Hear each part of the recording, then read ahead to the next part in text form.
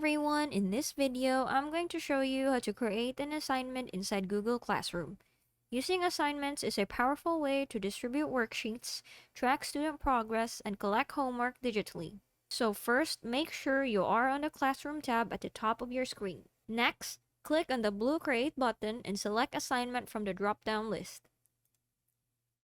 Now, configure your assignment details using these step-by-step actions. First, type a clear name of your homework in the title box. Then, write any specific guidelines in the instructions right below it.